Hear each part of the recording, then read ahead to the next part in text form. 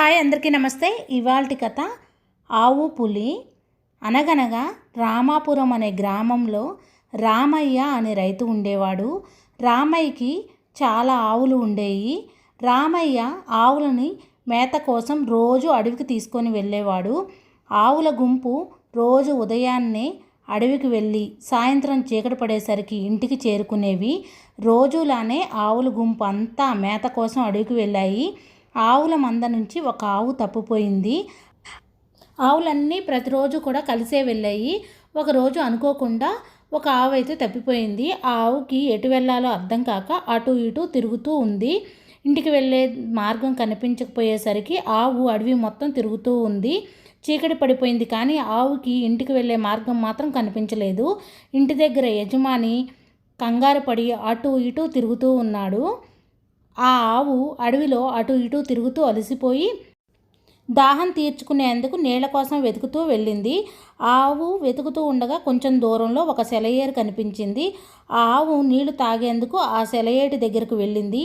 నీళ్లు తాగే సమయంలో పులి ఆ పక్కగా వెళ్తూ ఆవుని ఒంటరిగా చూసింది. అసలే ఆకలితో ఉన్న పులి ఆవు కనిపించేసరికి అమాంతం ఆవు మీద పడిపోయింది. ఆ ఆవు పులితో ఇలా అంది, నా కోసం నా బిడ్డ ఇంటి దగ్గర ఎదురు చూస్తూ ఉంటాడు. మీరు అనుమతిస్తే పొద్దున్నే తెల్లవారగానే నేను ఇంటికి వెళ్ళి నా బిడ్డను కలిసి వస్తాను. నేను వెళ్ళి నా బిడ్డకు పాలు ఇచ్చి తిరిగి వస్తాను. అప్పుడు నన్ను తిందుగాని అని చెప్పింది. అందుకు నాకు కొంత సమయం ఇవ్వండి కోరింది. దానికి పులి, నేనేమైనా నీకంత పిచ్చివాళ్ళ కనిపిస్తున్నానా? ఇప్పుడు నిన్ను వదిలితే మళ్ళీ నువ్వు తిరిగి వస్తావా? నేను అసలే చాలా ఆకలితో ఉన్నానని పులి ఆవుతో చెప్పింది. దానికి ఆవు, లేదు, నన్ను నమ్మండి, నేను ఖచ్చితంగా తిరిగి వస్తాను. రేపు పొద్దున్న దాకా నాకు సమయం ఇవ్వండి అని పులిని వేడుకుంది ఆవు.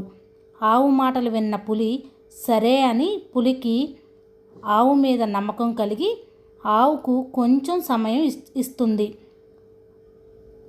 ఆవు తన ఇంటికి వెళ్ళే మార్గం కనుక్కొని గబగబా వాళ్ళ ఇంటికి వెళ్ళి తన దూడకు పాలు ఇచ్చి దూడకి ధైర్యం చెబుతుంది. అలానే తన స్నేహితులతో తమ బిడ్డలతో పాటు నా బిడ్డను కూడా మీ బిడ్డలాగే చూసుకోమని మిగతా తన ఫ్రెండ్స్తో చెప్తుంది. ఆవు తన బిడ్డతో ఇలా చెప్తుంది, ఇతర దూడలతో గొడవ పడొద్దని, అందరితో కలిసిమెలిసి ఉండవని, దయగా నిజాయితీగా ఉండమని దూడకు చెప్పి ఆవు అడవికి బయలుదేరింది. ఆవును చూసిన పులి, ఏంటి మళ్ళీ వచ్చావా? ఈసారి నేను నిన్ను వదలను అని చెప్పింది. నేను నీకోసమే తిరిగి వచ్చాను. అసలే నిన్నటి నుంచి నా వల్ల ఆకలితో ఉన్నావని చెప్పింది ఆవు పులితో. ఆవు నిజాయితీ చూసిన పులి, నేను నిన్ను తినను.